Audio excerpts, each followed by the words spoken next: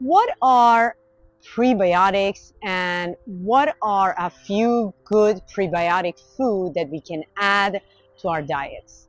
Prebiotics are the food for probiotics, the healthy microbiome that live in our guts.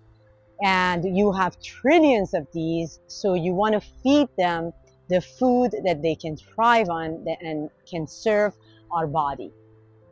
A few good food that you can add to your diet: onions, garlics, leeks, cacao, jicama roots, flaxseed meal. Flaxseed meal, besides being a prebiotic, also they are very high in omega-3s, which is important for brain health.